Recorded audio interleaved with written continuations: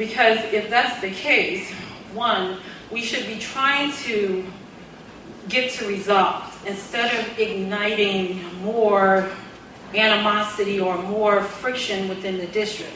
If there's a problem with any bus company or any vendor that the Board of Ed has hired for the children, public and non, we should come to the table and try to resolve it.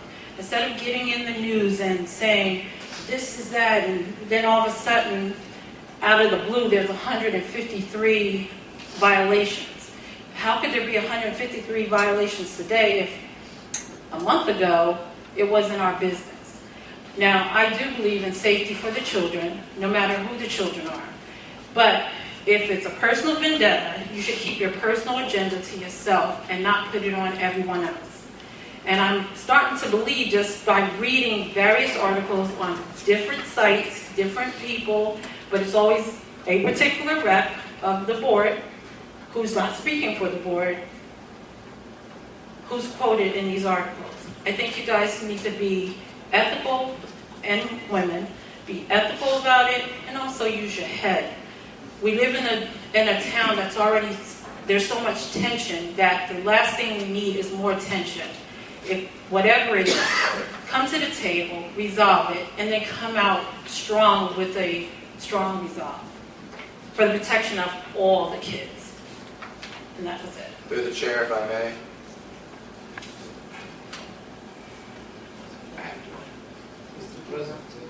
You are the chair. Oh, yeah. Yes. I'm not going to address particularly every comment made.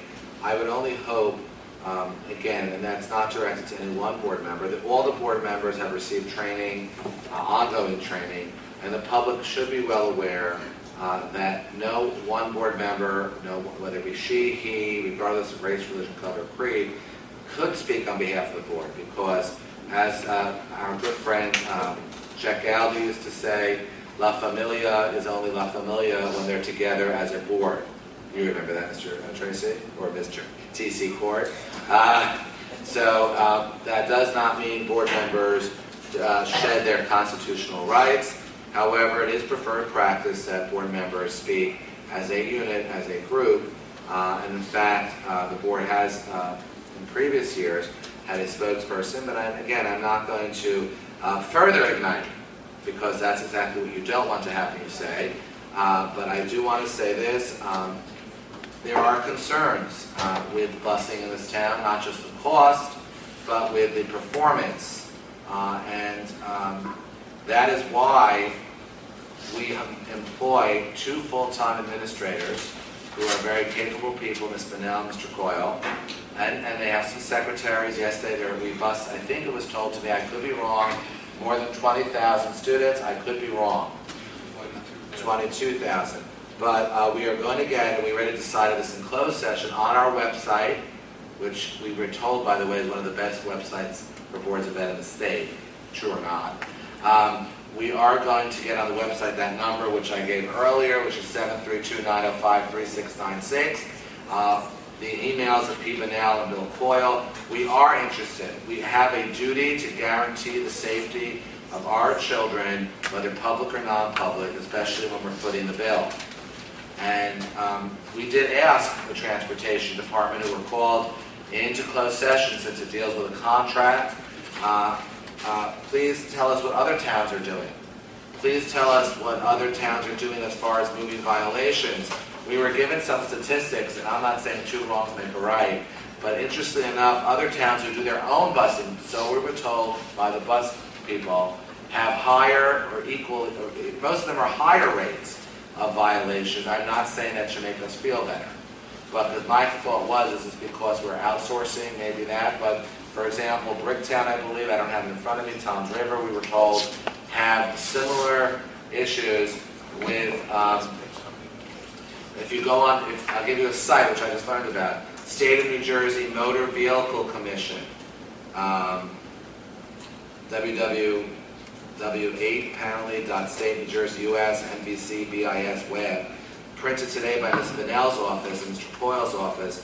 Apparently, out of 169 Toms River Regional Schools, 169, it says number of school bus inspections found, and then it showed, if we're reading this right, 97 buses of 169 in Toms River had some sort, according to Ms. Bunnell, violation of some sort. I am not saying that makes it any better. In Bricktown, Jackson, and again, I'm just giving you statistics, which we were just given this evening. Apparently, on the same website, out of 158 buses, 82 buses had issues, and as far as Bricktown, 138 buses, 96 buses had issues. That doesn't make me or you feel any better, because one bus is too many, I would assume. According to, I don't have the number we had, but all I know is this seems to be an issue throughout the state, if not county. That doesn't excuse it. I do agree, and I will say this. Okay. According to the same website, Negwa buses has 109 buses, according to this, of which 86 buses had issues. Again, Mr. Fagan was a great math teacher, but I haven't had time to calculate who's higher and who's lower, but it seems to be a great issue with busing. Again, I do acknowledge your comment regarding, and you know this, board members do not speak for the board unless so empowered, and they can't be empowered unless there's a vote. So I concur with you that we should de-escalate the situation, but while being responsible to the children we serve. I do want to give you a law, because I've been doing some research on this. NJSA 18A:39-11.3 talks about, it's under a section called Facilities and Conduct of Schools, and it says disqualification of a bidder, and then it says, quote, prior negative experience. This is probably not the only statute that deals with it, but there is some relevance. It says that a Board of Education may, by resolution approved by a majority of the board, subject to the provisions of Section B below, disqualify a bidder who would otherwise be determined to be the lowest reasonable bidder for a pupil transportation contract if the board finds that it had prior negative experiences with a bidder. And then, of course, as statutes are written by lawyers, they're never clear in my opinion. Then it goes to what a negative prior experience is. And then there's 4 choices. The one I think we think may be relevant, the word prior negative experience. The bidder has been determined to be non-performing under a pupil transportation contract after a hearing, which shall include the bidder, the superintendent of schools, and the county superintendent of schools.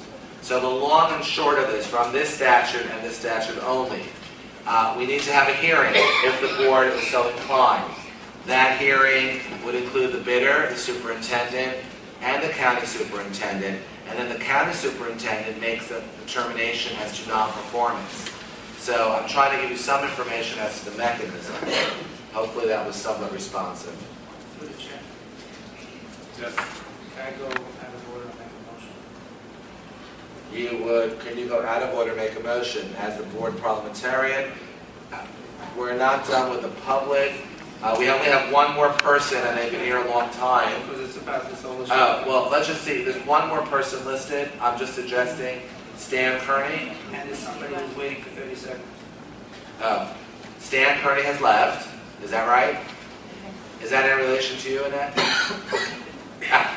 Okay, but can you vouch that he left? And we have a 30-second person. All right, real quick, Ms. Silva, just want to comment or ask, what was the criteria that you used in selecting the everyday math curriculum? How will partial products and quotients and the lattice method improve testing?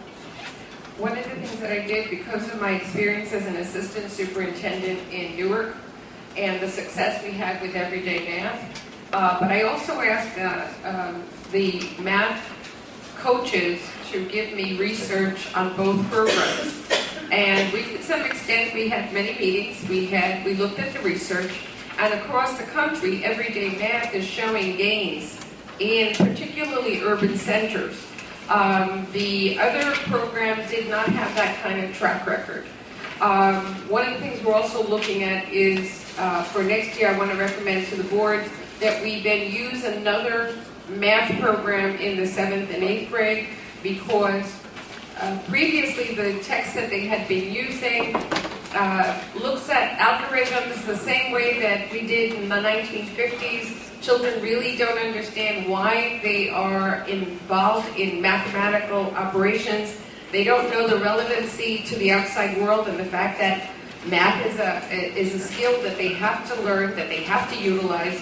Everyday math seems to, from my experiences, looking at test scores in Newark and looking at their new edition, in particular, their 3rd edition, which is much more user-friendly, I'm anticipating scores to go up.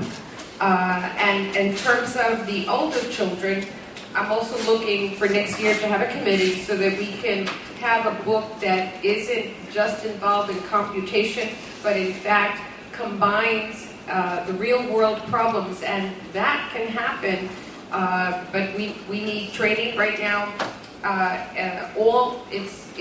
We're using it from 1st grade to 6th grade, and every day in the past week and a half, we've had all the teachers per grade come to the district office, and in a combination of trainers, we've been training them.